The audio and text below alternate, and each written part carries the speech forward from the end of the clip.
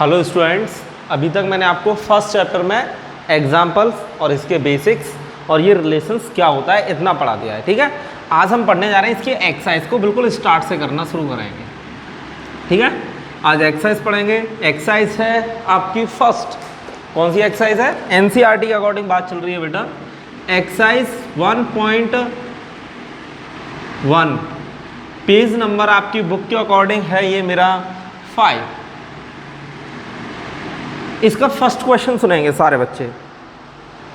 आपको first question में कह रहा है determine whether each of the following relations are reflexive, symmetric and transitive. मतलब आपको जो उसमें नीचे दे रहा है उन सब में क्या चेक करना है?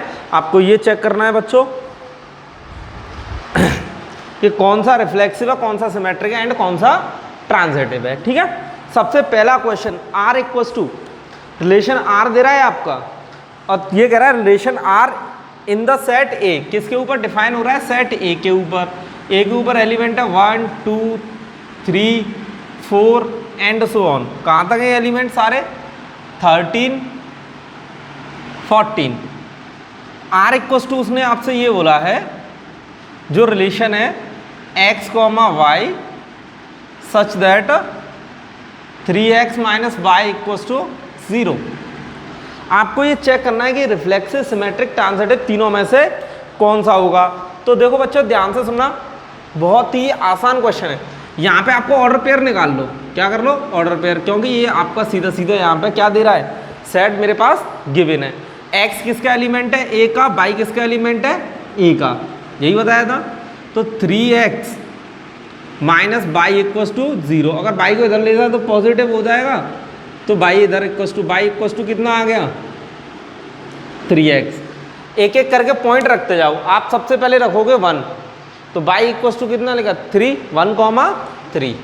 तो x इक्वल्स टू 1, तो y इक्वल्स टू 3 इंटू 1 कितना आ गया? 3। तो फर्स्ट ऑर्डर पेयर 1,3। x 1 होगा तो y कितना होगा? 3, मतलब 3 टाइम्स ऑफ x ही तो आ रहा है। यहाँ पे आपने x इक्वल्स टू कितना रखा? 2। अब मैं ऐसे क्यों रख रहा हूँ समझ में आ गया?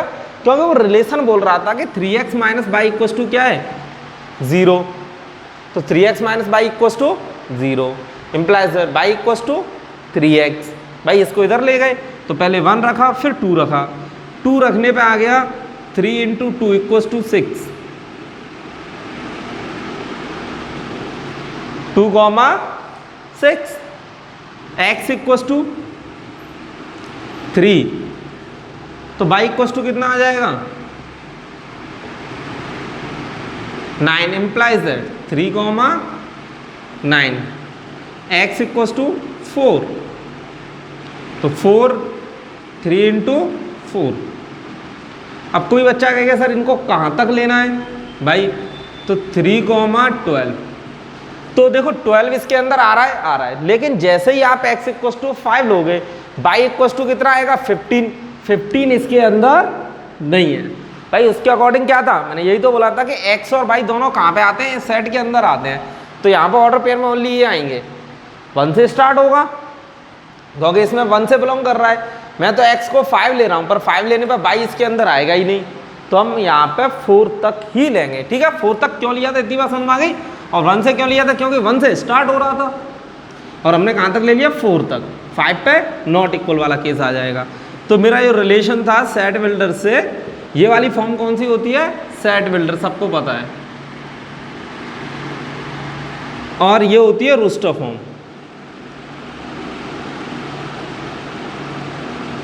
इसमें ऑर्डर पेयर आपने रखा 1,3 2,6 3,9 और 3,12। मैंने क्या बताया था आपको? आपको सिर्फ वो कंडीशन देखनी है जिस पे ये बिलोंग इसमें नहीं कर रहा है, उस पे। जो कर रहा है उसके लिए नहीं देखना, जो नहीं करेगा उस पे केस बनेगा। अब देखना यहाँ पे रिफ्लेक्सिव है, तो रिफ्लेक्सिव पे क्या होना चाहिए? तो पता है 14 तक एलिमेंट्स हैं, तो 1 के साथ 1 आना चाहिए, 2 के साथ 2, 3 के साथ 3, 1,1 2,2 3,3, ऐसे ही 14 तक ऑर्डर पेयर होने चाहिए थे। इसमें वो ऑर्डर पेयर बिलोंग कर रहा है? नहीं कर रहा है। तो सारे बच्चे क्या लिखेंगे? x, x not belongs to R। पहला यही तो बताया था x कॉमा एक्स, पर क्या होगा यहाँ पे, ये कंडीशन होगी for all x belongs to a, जो x a में बिलोंग कर रहे हैं उनके लिए x कॉमा एक्स उसके साथ में है ही नहीं। मतलब जैसे इसमें 1 बिलोंग कर रहा है तो 1 कॉमा 1 हो गया, 2 कॉमा 2 हो गया, 3 कॉमा 3 हो गया, ये इसके अंदर नहीं आ रहा है, तो दिस इज नॉट रिफ्लेक्सिव। समझ में आ गया रिफ्लेक्सिव क्यों है?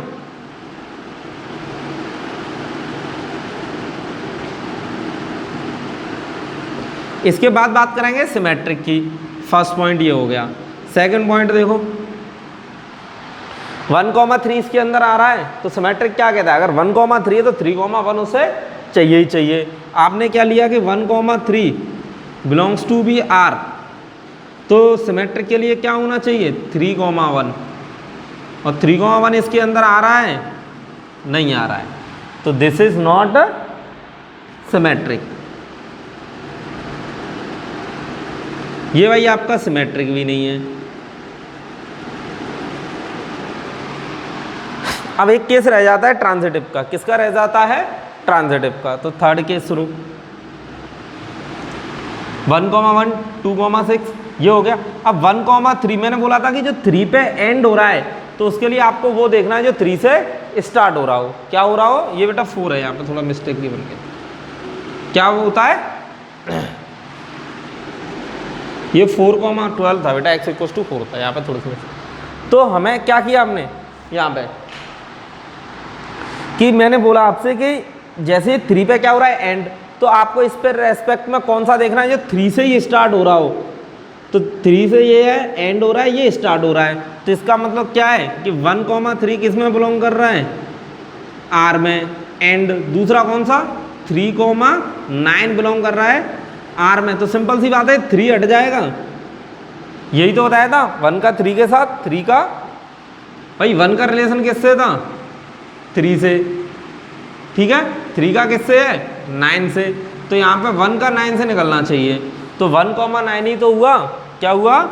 1,9, और 1,9 आर में मुझे तो कहीं दिख नहीं रहा भाई, मुझे इसके अंदर कहीं नहीं दिख रहा 1,9। तो इसका अंदर ये कैसा होगा? ट्रांजिटिव भी नहीं होगा।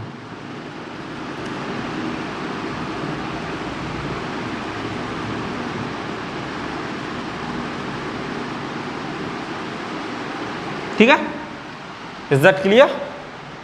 ये पूरा मेरा कौन सा क्वेश्चन हुआ? फर्स्ट का फर्स्ट पार्ट। देखो सारे बच्चे एक बात ध्यान से सुने कि मैं यहाँ पे आपको एक एक क्वेश्चन अच्छी तरीके से करा रहा हूँ प्रॉपर, चाहे जितना भी टाइम लगे, मैं पूरा सिलेबस जल्दी से जल्दी कराने की कोशिश करूँगा। तो आप इसको कॉपी पे अपनी पे अच्छी तरीके से नोट करें, और जो भी कोई डाउट आता है उसके लिए आप मुझे मेरे पर्सनल नंबर 79834979 पे सीधा मुझे व्हाट्सअप करेंगे। नेक्स्ट देखो बच्चों, अब हम यहाँ से आगे देखेंगे।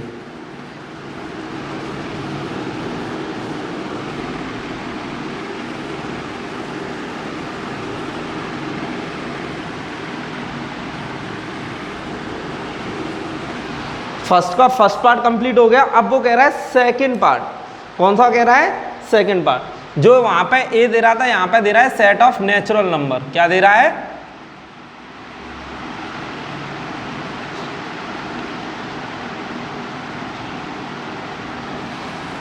क्या कह रहा है? Set of natural number. अब रिलेशन दे रहा है बेटा, देखो सेट ऑफ नेचुरल नंबर कितना है? n। इसके ऊपर तो उसने रिलेशन डिफाइन किया, पर रिलेशन की कंडीशन क्या है? रिलेशन क्या है ये देखना है। r = x, y such that. अब x y में क्या रिलेशन है? उसने बोला है कि y =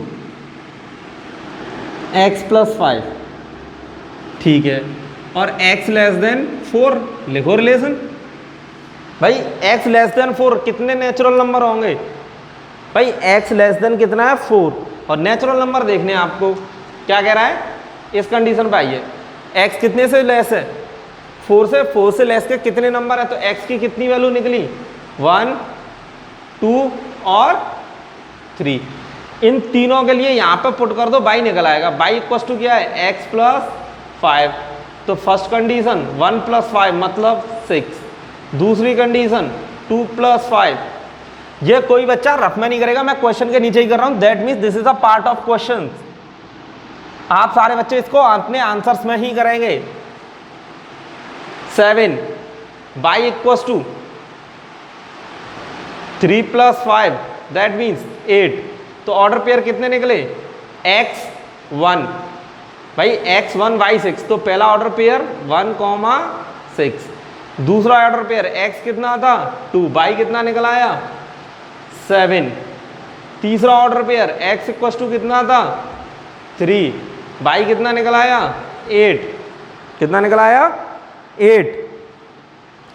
तो यहाँ पे जो आपका बना यहाँ पे रिलेशन R वो मेरा बन रहा है 1, 6, 2, 7 और 3, 8। ये मेरा यहाँ पर रिलेशन बन रहा है 1, 6, 2, 7 और 3, 8। इतना क्लियर है सबका? इस रिलेशन को आपको बताना है कौन कौन सा होगा।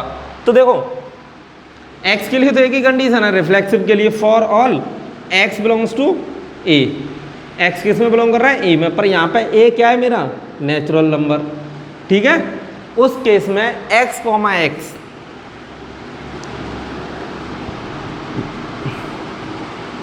Not belongs to n।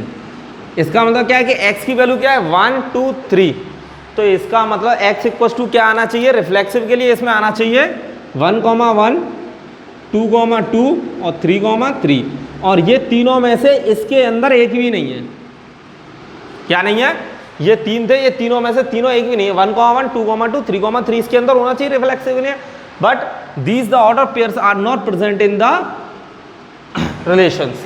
तो देखो बच्चों, इसके बाद आगे हम क्या करेंगे? जब ये प्रेजेंट ही नहीं है तो ये क्या होगा? रिफ्लेक्सिव नहीं होगा। क्या होगा? रिफ्लेक्सिव नहीं होगा। तो this is not reflexive.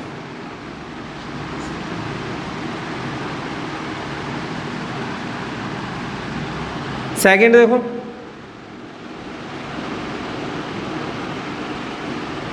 Symmetric. Reflexive में हमेशा इसी तरीके से लिखना है।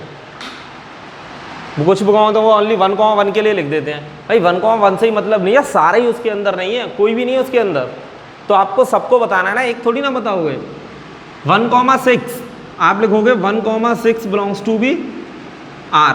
सिमेट्रिक क्या कहता है कि उल्टा हो जाना चाहिए। क्या कहता है? उल्टा। मतलब 6 यहाँ पे है, 1 यहाँ पे, ये भी इसके अंदर होना चाहिए, पर यहाँ पे ये इसके अंदर है नहीं, और इसके अंदर नहीं है, तो ये कैसा होगा? दिस इज नॉट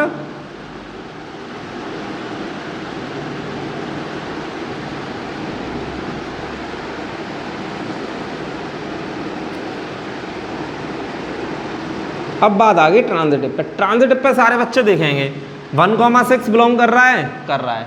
अब ये एंड कहाँ पे हो रहा है? 6 पे। कोई 6 से स्टार्ट हो रहा है ही नहीं। तो मैंने आपको क्या बताया था कि a, b है और b, c है, तो आपको a, c की जरूरत पड़ेगी ही पड़ेगी। मतलब ये b पे एंड हो रहा है तो दूसरा b से स्टार्ट हो रहा है, तो ये दोनों मिलके हमें उसके अंदर चाहिए ही चाहिए। लेकिन इन केस ऐसा होता है कि मेरे पास ओनली a, b है। क्या है? a, b। तो मुझे यहाँ पे a, c की कोई ज़रूरत नहीं है जब तक b, c नहीं है, जब तक a, c की कोई ज़रूरत नहीं है। तो थर्ड केस में क्या होगा? ये डायरेक्ट हम लिखेंगे दिस इज ट्रांजिटिव।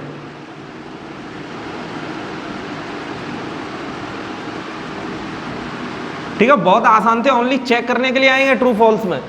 पर इसलिए मैं आपको डिटेल में जाके इसलिए बता रहा हूँ कि आपका ज़्यादा से ज़्यादा क्लियर हो। पर ये रीज़न कौन सा बताया था मैंने? Self transitive. क्या बोला था इसको?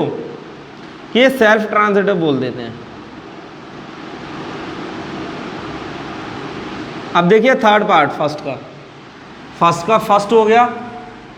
अब कौन सा देखना है? फर्स्ट का थर्ड। इसमें हमने कुछ नहीं किया, 3 सेट लिखे, 1, 2, 3 लिया, पुट इसमें कर दी। यहाँ से जो वैल्यू है इनके ऑर्डर पेयर बने, रिलेशन बना लिया।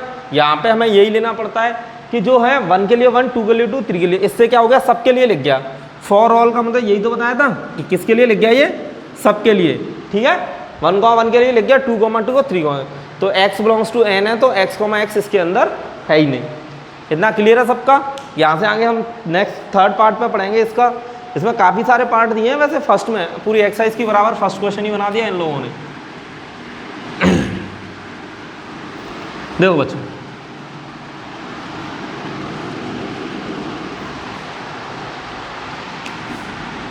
फर्स्ट का थर्ड, तो जो फर्स्ट का थर्ड है वो यहाँ पे r इक्वल टू, आपको अब देखो r का रिलेशन तो दे रहा है, लेकिन उससे पहले सेट दे रहा है। सेट क्या दे रहा है? 1, 2, 3, 4, 5, 6। और उसने क्या बोला है? r आपका ठीक है, यहाँ पे क्या दे रहा है? x, y such that y is divisible of y is divisible by x।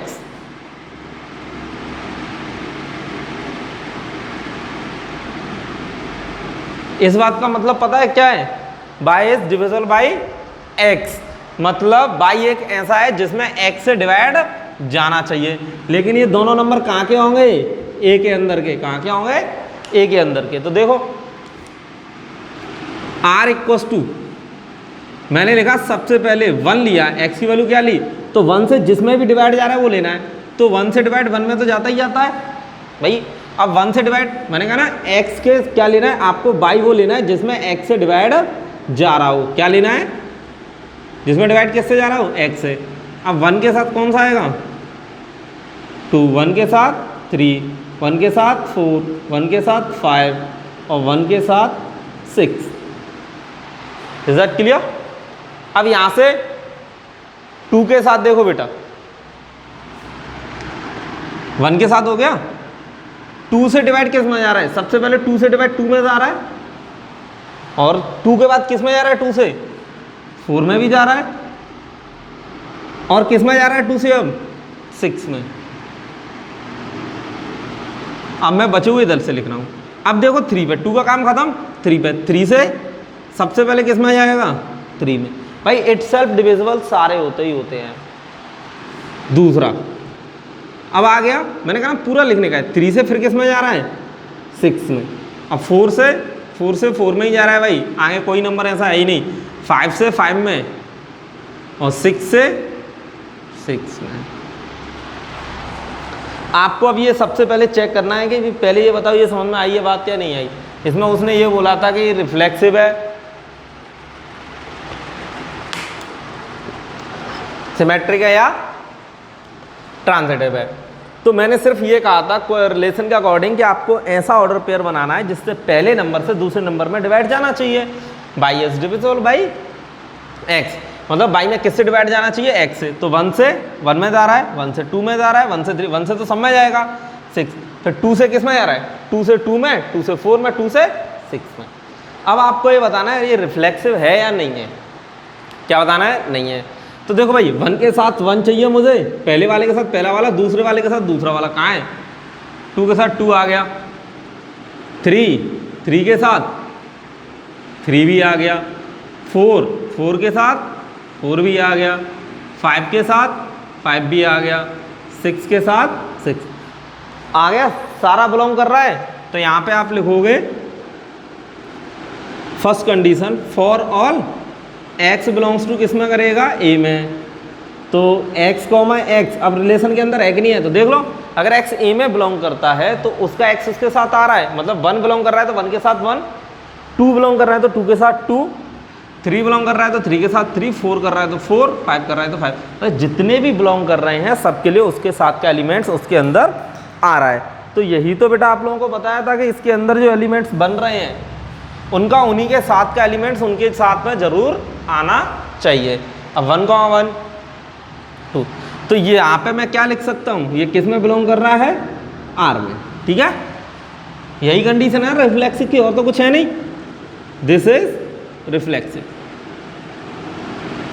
तो बेटा जितना भी टाइम लगे, मैं जल्दी नहीं, धीरे धीरे आराम से समझा के आपको करा रहा हूँ।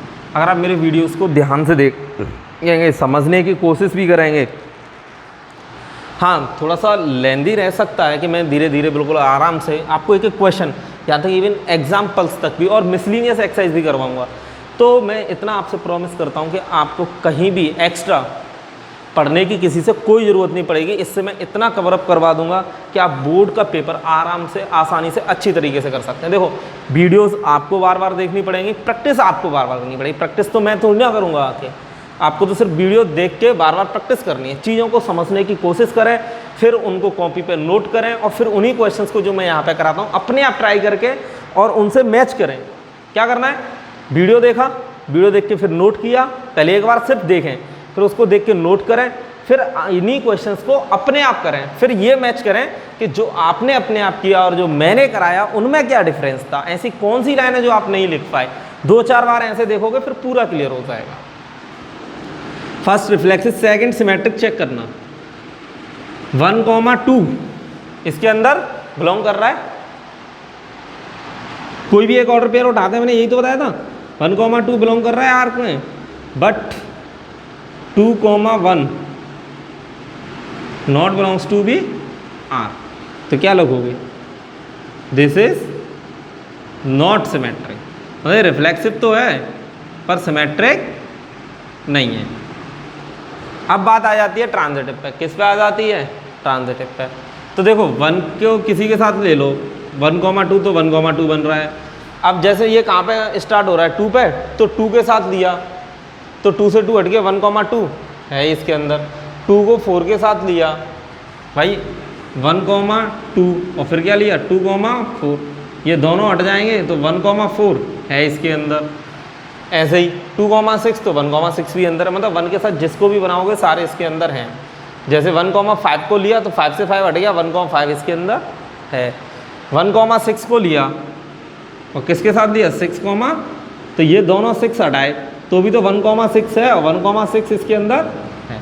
सेट में एलिमेंट रिपीट करने का कोई ऐसा खास ज़्यादा है नहीं, तो इसके साथ ही बन रहा है। आप 2, 3 किसी के ही साथ देख लो, जैसे 3 के साथ 3,6 देख लो, 3,3 और ये 3,3, 3,6 यही तो है। तो ये दोनों 3 हटा दिए जाए तो भी 3,6, तो ये इसके अंदर है, तो ट्रांजिटिव भी है। अब ये ट्रांजिटिव है तो कैसे लिखेंगे, A, B belongs to be R, और दूसरा है ये A पे B पे क्या हो रहा है एंड, तो दूसरा B से स्टार्ट होगा, तो B, C belongs to be R, implies that A, C is also belong. अब इसमें क्या है कि हमने चेक कर लिया है बिलोंग है ट्रांजिटिव, पर लिख के भी तो बताओगे, इसलिए हम इसको अपनी तरफ से लिखते हैं। मैंने क्या बोला था, ये पूरा लिखने का है, कुछ नहीं है इसमें। A, C इसमें बिलोंग कर रहा है तो दिस इज ट्रांजिटिव।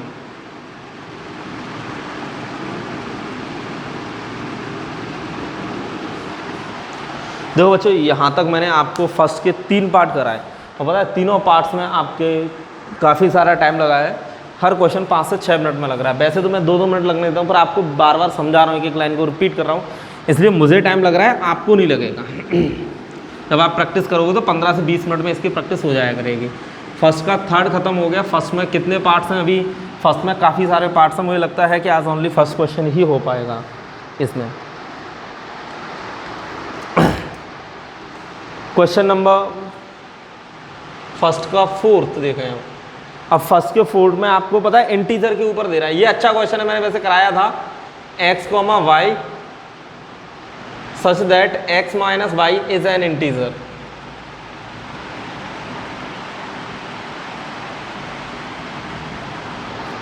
उसने ये बोला है कि एक इंटीजर के ऊपर है, ऑन किसके, डिफाइन ऑन z, ठीक है, मतलब किसके ऊपर है, इंटीजर्स के ऊपर ही है।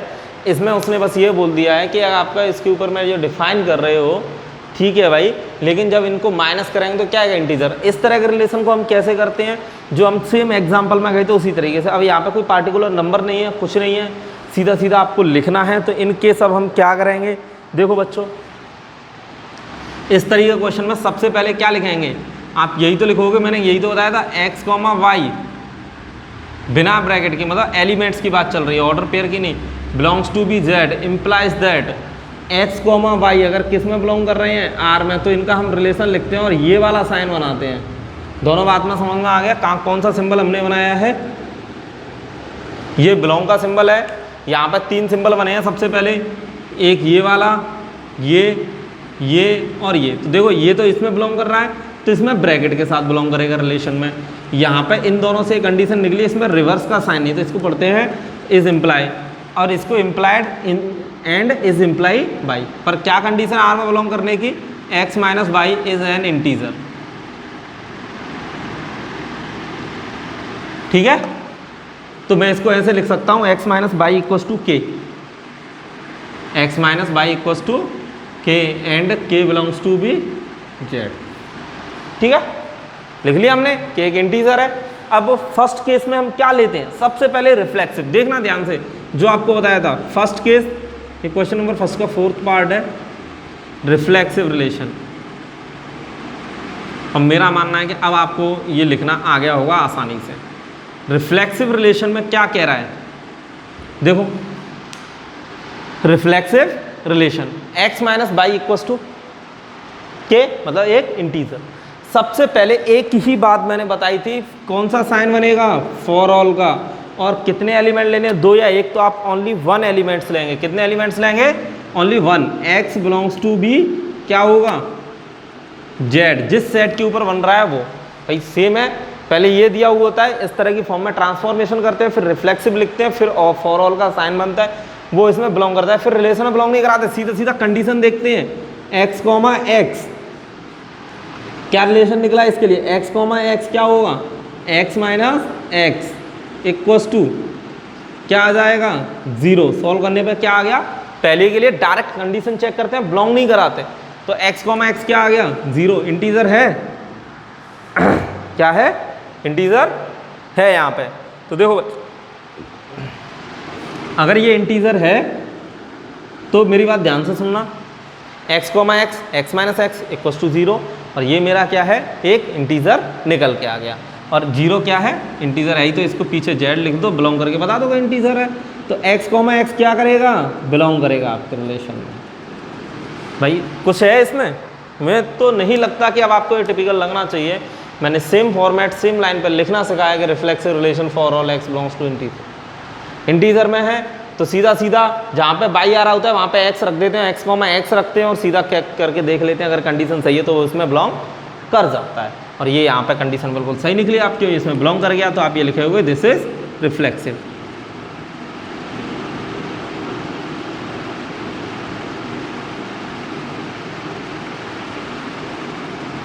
सेकेंड कंडीशन सिमेट्रिक की, किसकी आ गई, सिमेट्रिक रिलेशन की। तो बेटा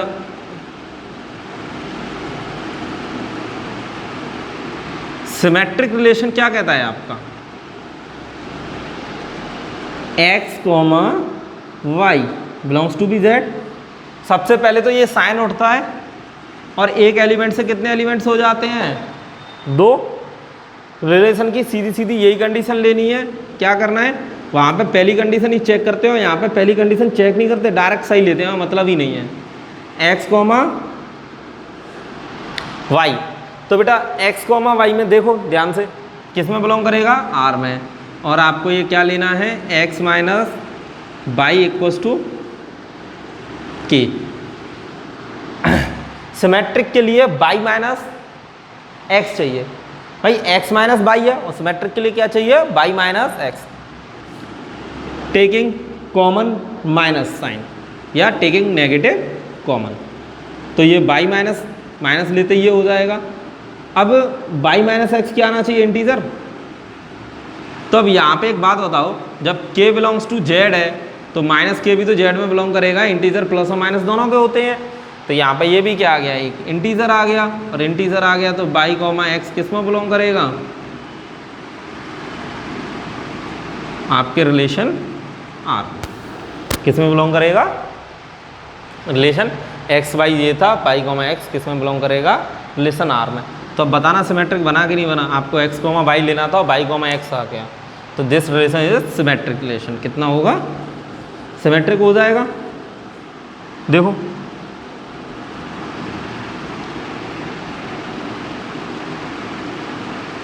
दिस इज सिमेट्रिक, ठीक है।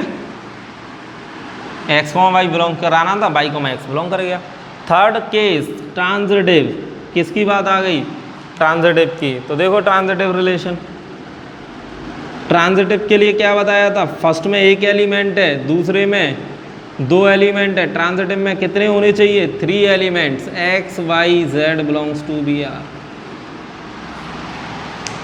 अब ये z इंटीजर का है तो इसको मैं स्मॉल वाला z ये वाला बना रहा हूँ, ठीक है, स्मॉल का है और वो कैपिटल वाला z है। x बाई z किस में बिलोंग कराएंगे, आपके z में, ठीक है, इंटीजर में। यहाँ पे एक एलिमेंट बिलोंग किया, यहाँ पे 2 बिलोंग किए, यहाँ पे 3 एलिमेंट्स होने बिलोंग किया। और जैसे ही आपके 3 एलिमेंट्स यहाँ पे बिलोंग करते हैं तो उसके बाद हम आगे देखेंगे कि हमें क्या करना है। 2 केस सही लेने हैं, उसके बाद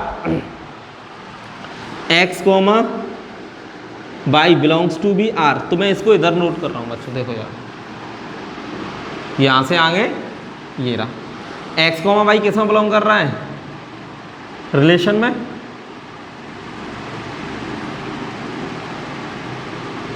दूसरा y कोमा z किस में बिलोंग कर रहा है, रिलेशन में, दोनों बिलोंग कर रहे हैं। तो x कोमा y बिलोंग करने के लिए क्या होगा, x minus y equals to k, ठीक है, ये एक इंटीजर होना चाहिए। अब यहाँ पे y माइनस जेड भी क्या होना चाहिए, एक इंटीजर होना चाहिए, क्या होना चाहिए, y माइनस जेड। अब इसको k नहीं लेंगे, m, ठीक है, दोनों इंटीजर हैं, ये भी है, ये भी है।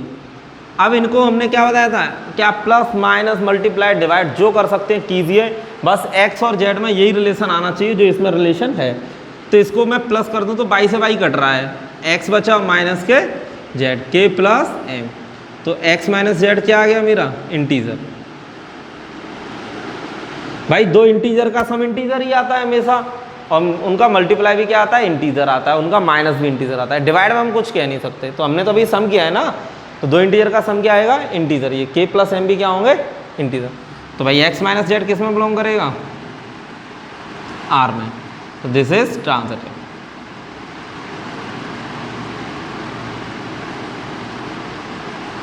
खत्म, यहाँ पे मेरा ये हो गया। अब बेटा इसके फर्स्ट वाले पार्ट में 4 क्वेश्चन तो ये थे, ये चारों अपने आप में बड़े क्वेश्चन जैसे थे, छोटे तो थे नहीं। अब यहाँ पे इन्होंने जो क्वेश्चन बनाया है ना, फर्स्ट का 5th पार्ट, कौन सा वाला, फर्स्ट का 5th। तो फर्स्ट के 5th को ध्यान से समझाएंगे। उसमें उन्होंने 5-6 केस बना दिए, तो मैं उनमें से कुछ केसों को एक एक करके आपको समझाने की कोशिश करूँगा। अब उसमें मैं डिटेल में नहीं लिखूँगा, वो आपको ही लिखना है।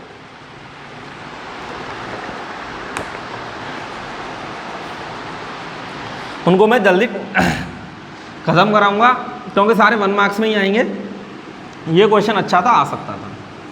अब देखो,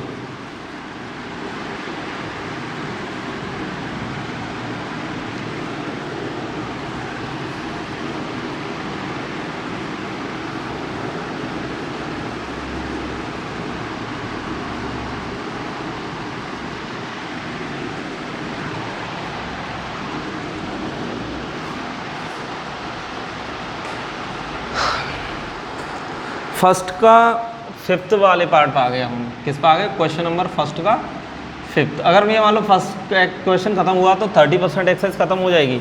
इसमें उन्होंने काफ़ी सारे पार्ट्स दिए हैं। फर्स्ट के 5th में बोल रहा है रिलेशन आर, ठीक है, इन the set A of human beings in a town. एक टाउन में ह्यूमन बींग्स मतलब इंसानों के ऊपर रिलेशन लिया है वो उसने। इंसान तो किसी के ऊपर भी हो सकता है, ठीक है भाई, ले ले। मैं एक एक करके अब सिर्फ समझाता जाऊंगा क्योंकि अब आपके समझ में आ गया होगा। नीचे से फिर जो लिखने वाले क्वेश्चन है फिर उनको करेंगे, ठीक है। x, y such that x and y work at same place.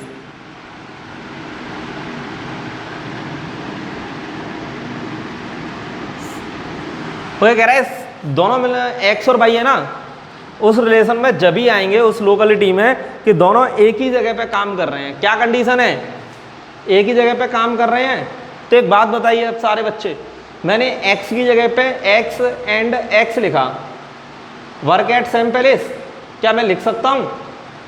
भाई कोई इंसान अपने आप के साथ अगर मैं काम कर रहा हूँ, जैसे कि मैं यहाँ पे पढ़ा रहा हूँ आपको वीडियो में, तो सीधी सी बात है अपने साथ ही तो पढ़ा रहा हूँ। भाई मेरे प्रेजेंस यहीं पे तो रहेगी, ऐसा तो हो नहीं सकता कि एक बार मैं यहाँ पे हूँ उसी समय दूसरी जगह हो जाऊँ, बिल्कुल नहीं है। तो ये तो कंडीशन बिल्कुल सही है,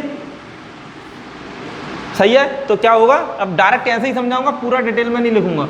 दिस इज रिफ्लेक्सिव, बाकी आप लोगों को लिख के कंप्लीट करना है कॉपी पे। सारे बच्चे सीख गए क्या लिखना है, for all x belongs to, जो सेट ए दे रहा है उसमें आप क्या करोगे, x and x work at a same place implies that x, x belongs to be R. So this relation is reflexive.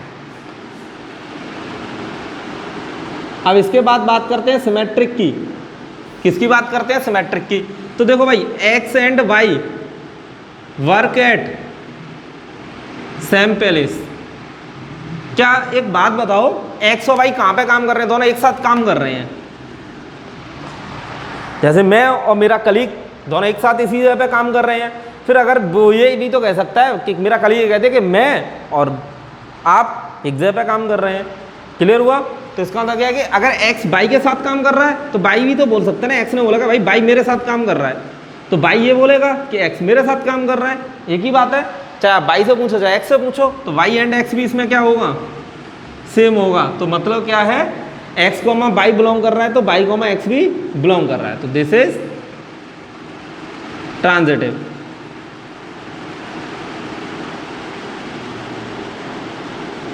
Third part देखें,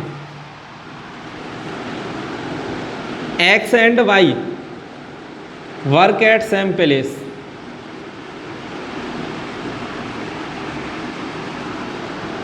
x and y work at same place. अब y and x work at z same place.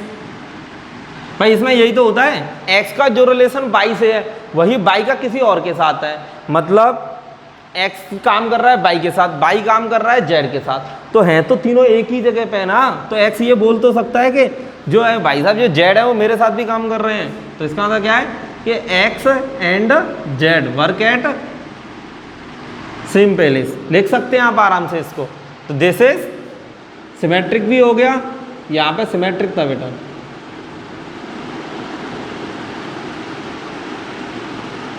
और यहाँ पे transitive भी हो गया।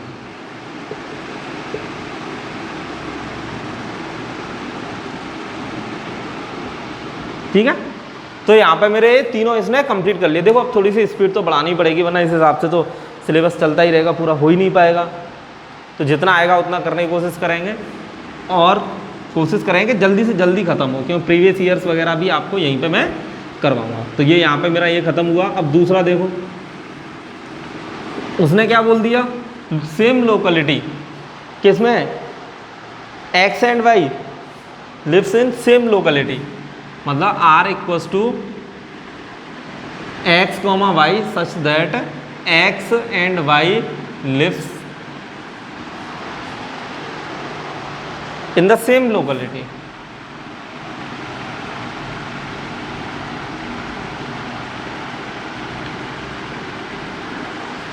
Same locality में रह रहे हैं भाई, तो इसका मतलब क्या है, x and x same locality में एक ही जगह पे मिलेंगे हमेशा, ट्रू रिफ्लेक्सिव होगा। देखो मैं नोट नहीं करा रहा, मैं सिर्फ बोलूँगा इन चीज़ों को। तो फर्स्ट कैसा होगा, रिफ्लेक्सिव होगा। दूसरा उसने बोला बाई, x कहाँ पे रह रहा है, बाई की कॉलोनी में, तो बाई भी तो बोल सकता है ना कि x बाई मेरी कॉलोनी में रह रहा है, जैसे x बोल रहा है कि बाई मेरी कॉलोनी में, तो ये सिमेट्रिक भी होगा। अब बात आती है ट्रांजिटिव की। ऐसा नहीं कि इसमें कोई कराने लायक क्वेश्चन आएगा तो मैं कराऊंगा नहीं, मैं भाई बिल्कुल कराऊंगा, प्रॉपर कराऊंगा सारा क्वेश्चन जो कराने लायक होगा। x एंड y सेम रह रहे हैं और y एंड z सेम रह रहे हैं, एक ही जगह पे रह रहे हैं। भाई x y की जगह पे रह रहा है और y z, तो इसका अंदर ये भी तो एक ही में रह रहे हैं। भाई ये कॉलोनी है, एक यहाँ पे रह रहा है, एक यहाँ पे रह रहा है, एक यहाँ पे रह रहा है। उसने कहा ये मेरी कॉलोनी में रह रहा है, इसने कहा मेरी कॉलोनी में रह रहा है। तो सीधी सी बात है ये दोनों एक ही कॉलोनी में रह रहे हैं, सेम लोकेलिटी में, तो इसका मतलब ये ट्रांजिटिव भी होगा। तो इसने क्या कर दिया, तीनों कंडीशन को होल्ड कर लिया। तो आप बोल सकते हो so this relation is an equivalence relation. यहाँ पे ये भी खत्म होता है बी वाला पार्ट। अब इसका सी पार्ट देखेंगे। सी को मैं लिख के ही करा देता हूँ। फर्स्ट क्वेश्चन इतना है कि इसके सारे पार्ट्स अराउंड मेरी पूरी 45 मिनट की वीडियोस में ही कंप्लीट हो पाएंगे, 45 या 50 मिनट की वीडियोस में। अब देखो R equals to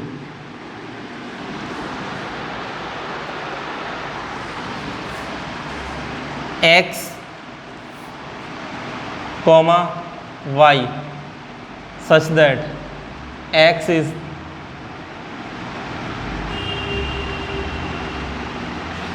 exactly 7 centimeter taller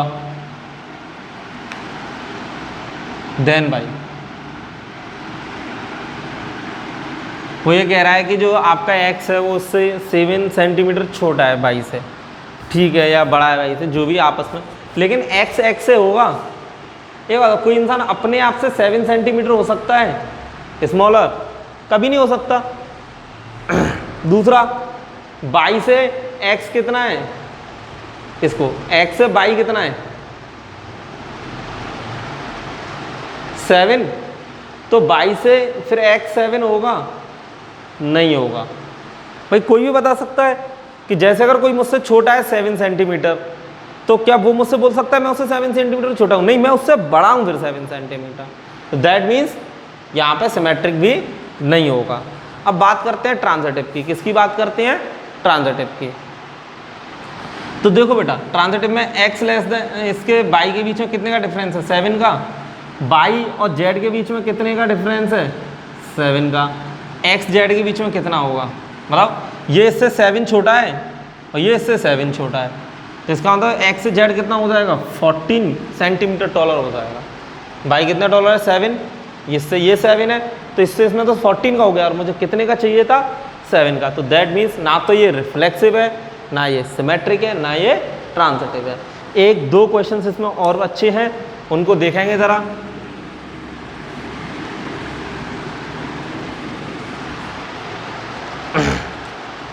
D वाला, R equals to such that x comma y, x is wife of y, x is wife of y। तो सबसे पहले रिफ्लेक्सिव, ठीक है, for all x belongs to a। अब हम क्या condition देखेंगे? x कॉमा x, इसको देखेंगे। तो आप यहाँ पे ये लिखोगे x is wife of x। क्या मतलब ये सही है बोलने में? क्या x अपने आप की वाइफ हो सकता है या हो सकती है? भाई x अपने आप की वाइफ कैसे हो सकता है? नहीं हो सकता। मैंने ये बोल दिया कि ये इसकी वाइफ है, दिस इज नॉट पॉसिबल। भाई जब पॉसिबल नहीं है तो यहाँ पे क्या लगेगा? नॉट। और भाई सबके लिए काउंट करते हैं, एक के लिए नहीं। x is not wife of x। जब नॉट है तो नॉट बिलोंग करेगा। अब मैं देखो पूरा लिख के दिखा रहा हूँ, इसी की हेल्प से आपको ऊपर वाले लिखने थे। नॉट बिलोंग, तो आप क्या बोलोगे? This is not a reflexive. Second देखो, सिमेट्रिक की बात करता है। फॉर ऑल हट जाएगा यहाँ से, x and y belongs to be a implies that x comma y belongs to be r। यही करना है, यहाँ पे लेना है x कॉमा वाई ए में बिलोंग कर रहा है, उसका r में बिलोंग होगा, और कंडीशन बिल्कुल सही होगी। x is wife of y। भाई दो लोगों में एक फीमेल है दूसरा मेल है, तो ये बोल सकती है, फीमेल के लिए बोल सकते हैं कि जो f है वो इसका क्या है? वाइफ है। लेकिन क्या ऐसा हो सकता है कि मेल इसका वाइफ हो जाए? कैसे भी पॉसिबल नहीं है। भाई ऐसा है पॉसिबल कि बाई, तो यहाँ पे आप क्या लिखोगे? बाई इज नॉट,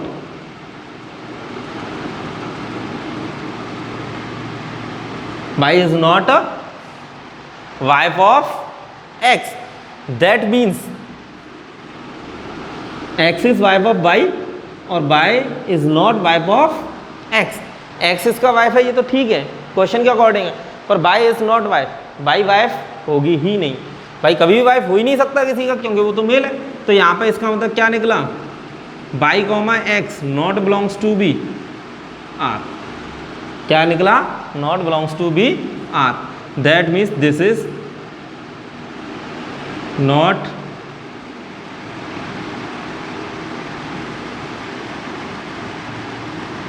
अब बात कर लो भाई थर्ड वाले ट्रांजिटिव पे। इस क्वेश्चन को बच्चों ध्यान से समझना, अक्सर लोग इसमें धोखा खा जाते हैं। वो ये कहते हैं रिफ्लेक्सिव नहीं है, सिमेट्रिक नहीं है, तो उसी कंडीशंस को लगा के वो कह देते हैं कि ये ट्रांजिटिव भी नहीं है, पर जो बिल्कुल आपका गलत है। आपको क्या बताना है अब आप उसको सुनिए भाई, ऐसा क्या चेंज हो जाता है। मैंने आपको ये बताया था इसमें कितने एलिमेंट्स लेने होते हैं, 3। अब सुनना, x, y, z, ठीक है, 3 ले लो, इसमें कोई फर्क नहीं पड़ना, एलिमेंट तो आप ले लोगे, ई में बिलोंग कर रहे हैं। सबसे पहली कंडीशन, x, y किस में बिलोंग कर रहा है, R में, तो मतलब x is wife of y, ठीक है। आगे बात समझ में। अब आपके अकॉर्डिंग तो देखो दिमाग गलत कहाँ पे करता है कि x वाइफ y की, y किसका है, z का, तो x z का होना चाहिए। यही तो बोला था कि जो x का y से है वो y का z से। मैं थोड़ा सा इसको अलग से समझा रहा हूँ, ठीक है। यहाँ पे देखेंगे x का किससे है, y से, y का किससे है, z से। x का किससे है, y से, और y का किससे है, z से। तो आपके अकॉर्डिंग तो ये होना चाहिए। अब मुझे ये बताओ, मैंने आपको बताया था कि a का रिलेशन b से है और b का c से, तो आपको ज़रूरत किसकी है, a, c की। किसकी ज़रूरत है, a, c की।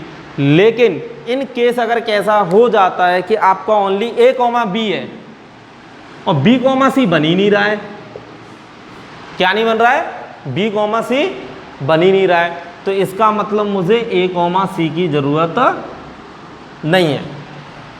क्या नहीं है, जब ये नहीं मिल रहा है तो मुझे इसकी ज़रूरत नहीं है, तो ओनली इस पर भी तो ट्रांजिटिव हो जाता है। तो यहाँ पे आपने क्या लिखा, x is wife of y। अब देखो नीचे बट लगा के ऐड कर देना, बट y इज not wife of any one because y is a male. भाई मैं जो आपको बोल रहा हूँ मैंने तो वही कंडीशन लिखी है कि जो y है वो क्या है, हस्बैंड है, ठीक है, x का, तो वाइफ बन ही नहीं सकता क्योंकि क्या है, y is a male. So this is transitive. आगे बात समझ में, क्योंकि y जब मिलेगा नहीं तो x, y तो है, पर मुझे y, z मिलेगा ही नहीं, चाहे कुछ भी हो जाए। y, z मिलेगा नहीं तो x, z की मुझे कोई ज़रूरत नहीं है। इस तरीके से मेरा 1 का 5th का डी पार्ट खत्म होता है। और सुनो बेटा, आज की वीडियो थोड़ी लेंदी हो सकती है, एक लास्ट क्वेश्चन रह गया है, इसलिए मैंने इसको बताया था। ये ट्रांजिटिव होता है, ये बात ध्यान रखना सारे बच्चे। ये रिफ्लेक्सिव नहीं होता, सिमेट्रिक बिल्कुल नहीं होता, बट ट्रांजिटिव होता है। यहाँ पे ज़्यादातर गलतियां कर जाते हैं। अब देखो नेक्स्ट, उसको लिख के नहीं, ओनली डायरेक्ट समझा रहा हूँ, समझने की कोशिश करेंगे। x is a father of y, r equals to, सबसे पहले ई पार्ट कर रहे हैं हम इसका, क्या कह रहा है, x, y such that x is father of y, x is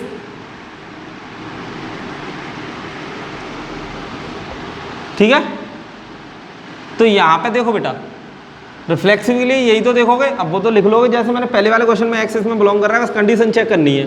तो x का फादर होगा, बताओ क्या ये ऐसा पॉसिबल है कि कोई अपने आप का फादर हो जाए, बिल्कुल पॉसिबल नहीं है भाई। तो इसका मतलब क्या होगा, ये नॉट बिलोंग करेगा R में, ठीक है। अब उसने बोला x is father of y, क्यों, सिमेट्रिक रिफ्लेक्सिव के लिए। तो आपने पहले की कंडीशन ले ली, सिमेट्रिक में क्या लेना है, x is father of y, और कंडीशन क्या है, x, y belongs to be R। पहले तो ये लेना ही लेना है। अब इससे कंडीशन क्या निकलेगी कि जो y होगा, y is son of, y इज नॉट फादर ऑफ x, लिखो मैथ की लैंग्वेज, और ब्रैकेट में लिख देना y is son of x होगा। भाई मेरे पिताजी बोल सकते हैं कि मैं उनका बेटा हूँ, ठीक है। पर मैं थोड़ी ना बोल सकता हूँ कि वो मेरे बेटे हैं, भाई वो तो मेरे पिताजी हुए ना। तो भाई क्या होगा, मैं ये तो बोल सकता हूँ मैं उनका लड़का हूँ, ठीक है, या मैं उनका बेटा हूँ, ठीक है। पर ये थोड़ी ना होगा वो मेरे बेटे हो जाएंगे, पॉसिबल है ऐसा नहीं है। तो ये क्या होगा, ये तो पॉसिबल है पर y, x पॉसिबल नहीं हो रहा है। तो x, y बिलोंग कर रहा है, y, x नॉट बिलोंग कर रहा है। बाकी आप समझदार हैं, आप क्या लिखना है, एक ही लाइन है, दिस इज नॉट सिमेट्रिक।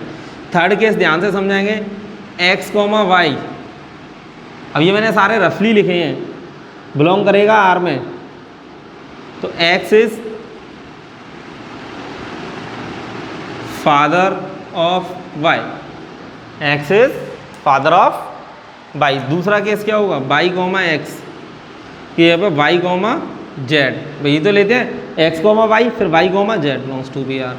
तो देखो y is father of z, तो भाई x है वो इसके क्या हैं, पिताजी हैं, फादर हैं, और y z के फादर हैं।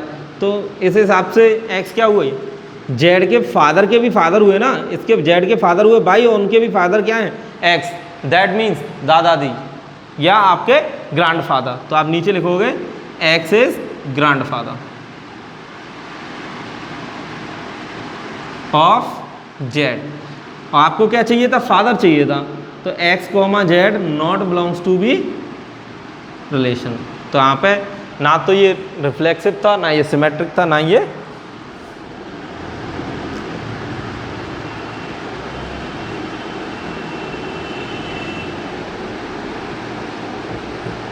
This is not transitive relation.